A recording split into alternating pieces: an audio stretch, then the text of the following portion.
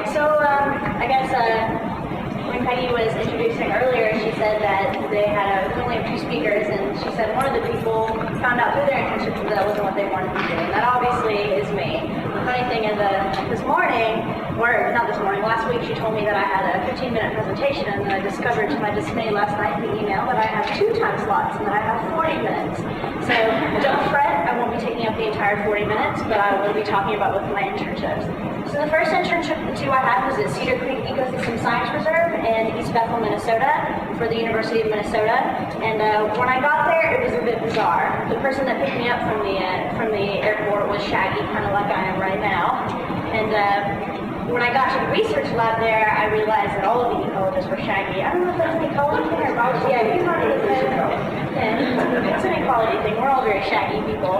It's like everyone there was dressed up like they were prepared to go outside and go play. And that's a lot of what the internship was. I actually had a really, really great time there. I don't think I saw a single suit the entire time, even when the grad students would come and give us presentations and seminars and stuff. They were kind of excited to have someone from so far south. Apparently people from Georgia, Kentucky, and stuff like that weren't very common occurrences. So we had this one guy there named Dan Belden, and the whole time he would keep making jokes with this awful southern accent, sitting on the floor drinking mint juleps all the time. Say that to me. They taught me to have a Minnesotan accent. They showed me the movie Fargo, and they taught me to say, oh, she's gonna get back to Georgia, and they're all gonna be like, she's from Fargo. Fargo's in Minnesota. See, my first 2 weeks there, we worked on an experiment that I always brag about, and I actually don't have a picture up there, unfortunately. But one of David Tillman's baby experiments was was fires in succession. We looked at succession after heavy disturbances, and to you guys that might not mean very much. To us, it just meant that we got to burn stuff down. We got paid for it. Worked like 16 hours, barely got any sleep. We were glorified firefighter superheroes, going around in our cool little firefighter cars with the hoses in the back, and we look at the plots and hope that fire didn't spread from plot to plot, and we put it out. Most of us just actually slept in the car. I didn't actually get to drive because when I got this internship, I was 17. They didn't let me drive anything because it was a liability problem. There were 2 long-term ecological research projects we got to work on for the rest of the time there. We just called them LTER because we're lazy. I was lucky enough to have worked on both of them briefly, though the 2 projects had different crews. Big Bio was my crew's thing. And there were 32 different plant species, and we were looking at biodiversity. So the plots were arranged where there were different combinations of the different plants. So like some would be monocultures, and that was one plant in the plot, and we would look at how much biomass or how much the plants actually grew if it was just one species versus plots with 32 different species. And to give you the spark notes on the experience, basically, the more different plants you have, the better they do, like the more biomass you get. But if you have a monoculture, those usually really struggle, and we didn't have to work very much of this. Now this sounds really cool and sciencey, but in reality, all we were weeders. So get paid a whole bunch to go do stuff that you told your mom you didn't want to do when you were little, but she told you to go out and weed the garden.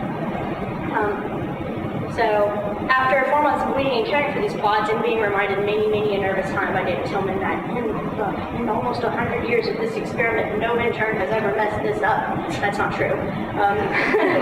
We would clip the plots with these they look like bear claws. There were these like clippers, and we had to clip them, and don't worry, we didn't lose any fingers. And then after we did that, we put them in these bags, and we would sort every single blade of grass. Doesn't that sound fun? So sorting was probably the second best part, strangely enough, of working at Cedar Creek, because all it meant was that we sat around in a room with all these different tables, and we just talked to each other. We played music, we made fun of each other, we had a really great time. Troy, our mentor, would occasionally bring in some chocolate cake, and we had a really great time, yeah. And I swear, if you come in and you listen to us, it sounded like when we spoke more Latin than we ever spoke English. It sounded like something out, and we were trying to learn some spells from Harry Potter. I really think this is like Solidago Canadensis. No way. It doesn't have any hair. It has to be Agropyron rebens. No, it's Nemoralis. No, Bromus nervus for sure. The other experiment I worked on for biodiversity was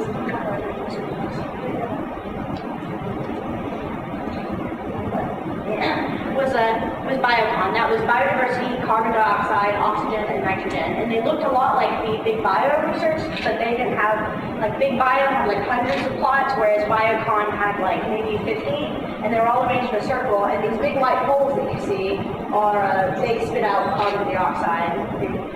So we were looking at those different things, and we'd put nitrogen in the soil, stuff like that, and other kind of fertilizers. And after, you think learning 32 different species of grass would be difficult, but after 3 months of doing this and weeding the plots and making sure the monoculture of blue pines didn't have any like solid in it, that you knew what every single species of plant was. We'd go out every morning and we'd eclipse 6 in the morning to beat the noon heat. Troy never seemed to understand that going out 6 in the morning to beat the noon heat meant that we were surrendering to the morning chill. I'm ashamed to admit it, but we spent a lot of time playing around to distract ourselves. There was a plant we called them ground cherries, and they had these little green balls on them, and those weren't any of the 32 approved species. So we would pick the cherries and then we'd weed them, but then we took all the time and make like this little cannonball basket, and we'd throw them at each other, and occasionally we'd be like, we're gonna get Jacob this time, and we'd take all 30, not all 32, we'd take like a huge bag and just like at some random time walk barking with them. So as you can see, we were doing very little science and a whole lot of playing. The mentors every week, and they'd have presentations for us to show us about the effects of our research. All this was like the weeding had a purpose, and they wanted to make sure we knew that. We didn't just feel like, little rats trying to like weed stuff for them. So it was really cool. We didn't feel like they were using us. They tried to make us feel important. So hundreds of people applied for these internships, and only 20 people got on Big Five, and then, or 50 people got on Big Five, and then 20 people got on Biocon. Yeah, I did some bragging in there. The first week they talked about the internships, and one graduate student said something that stuck with me, and at the time I didn't realize why it stuck with me because I enjoyed their internship so much. He said, people get internships so that they can network and so that they can get job experience, but another big reason that people get internships is to basically test the new ride. You want to see if you want to stick with that internship, and it's a way to get involved without the heavy involvement that you have to have if you just graduate and go straight into the career. But here I want to throw in something to consider. Some of you may have asked yourself this in high school or in college too. When you take a class and you're really enjoying it, is it that you're really enjoying the class, or is that your teacher is so charismatic? I don't think anyone has ever had a class with Dr. Rob or Dr. Felix, or especially Dr. Crawford, that they haven't enjoyed just because, it's Dr. Crawford. He's really fun to have a class with and stuff like that, but is it that you actually enjoy Renaissance literature? Is it that you actually enjoy ecology? That's something that you have to consider. And so for some people the answer is definitely yes, and for some people, we fool ourselves and we think that's what it is, but really it's just their teachers are really awesome. The next year, I had a really intense sounding internship. But it was completely different for a few reasons. I got a really competitive position in Mound City, Montana. There's about 60 people from all over the country who applied to this, and only one person gets it every year. And this was for the United States Department of Agriculture, and I was working as a school ecology technician. So I wasn't just an internship, or I wasn't just an intern. I had my own interns, I had an office, I had a computer, and a fancy USDA.gov email. But I got to choose my own project, and I got whatever money I wanted to work on it. So if I needed equipment, I got it. I just had to ask for it. And the one thing I wanted to work on was called the Cornell Sprinkle Infiltrometer. It was called Cornell because that's the university it came from. And this is the actual instrument here. It was made of a plastic cylinder that holds water, and then it has these capillary tubes. You can't see it because the metal thing around the bottom of it is to protect it so that it doesn't stay on the ground. But the little capillary tubes regulate how much water drips out, and then there's a tube at the front and the top of it that's bigger than capillary tubes. And you change the rate of water flow by changing where it's cinched, so that it changes, the airflow goes into the tube and it changes the pressure inside, so that the capillaries drop at a very specific rate, amount of water. And this is to simulate rainfall in a very tiny controlled area. And then the water drips into that cup and it goes into the soil, and then you dig up the soil and you basically find out how much water is in the soil. So that's how the Cornell Sprinkle Infiltrometer works. And my whole project was to see if it actually worked. By the way, it doesn't. But yeah, it doesn't, because there's so many, I don't know if it was just Montana that really didn't work. It's very windy in Montana, very, very windy. I had to bike to work every morning. I lived 5 miles away from the research lab, and I swear I almost fell off my bike 3 times by wind. It's so windy up there. So the wind affected the rate of the water drop, and then when you take a bucket and there's a hole in it, there's a tiny, or like a cup. If you have a cup of soda and there's a hole in the bottom of it, if your cup is full, then it shoots out the bottom, but the less full your cup gets, it shoots out slower. That was the big problem with the sprinkler problem. But my mentor gave me an interesting title because no one was really sure particularly what I did. He called me a school ecology technician instead of an intern. And but for me, for this job, being an intern took on something different. I mean, frankly, watching water drip into the soil wasn't the most interesting thing. I didn't have other interns to distract me like I had in Minnesota from showing me how menial being an intern was. As far as like, I watched water drip into the soil, I dug up stuff. I still had to weed in Montana because my mentor had a different experiment going on there. I had a water plant, and my mentor, sweet and well-meaning as he was, he didn't quite have a sense of humor. He was a very stern man, so I didn't really, I realized that my Minnesota internship, it wasn't actually about the science that I enjoyed, it was the people. It was a very social job, and that's the reason I enjoyed it. So, I know that my second internship was really short, but frankly, there isn't much to tell. I was counting days until I could return home. I liked being cultural ecology in class, and I liked being in class, but actually being out there doing the science wasn't what I wanted to do. Getting someone else to think that what you want to research is important enough to throw money at you.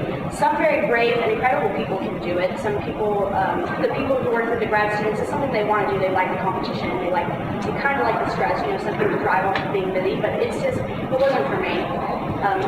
It made me realize I didn't want to do biology. I mean, I love it, and I love Dr. Rob and Dr. Felix. I don't think anyone who's ever had that class loathed the experience.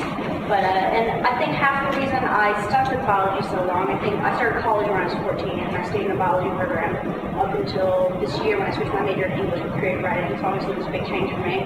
I think half the reason I stayed so long is because my mother always, why you no doctor yet? By the way, her English is not that bad. Exaggerated. And, another huge reason, because I stuck with it so long, and I thought that if I tried to get out, that I just couldn't do anything.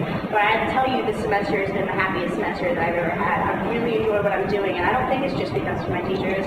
I really do enjoy English creative writing. So most people do have a great experience. Like Grace apparently she's having a great experience, and what you're doing something really, really cool.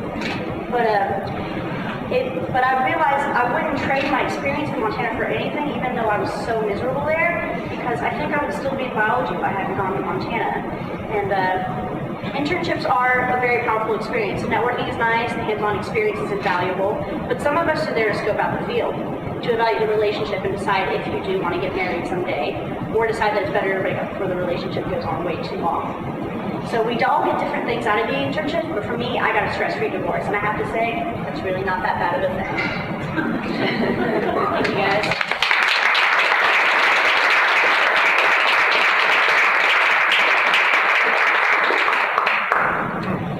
With that slide up there. Internships are good.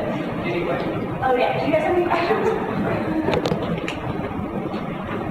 So I've seen you on this campus for a very long time. A very long time. And I see you in the biology department. So what about you made you want to switch to English opposed to biology?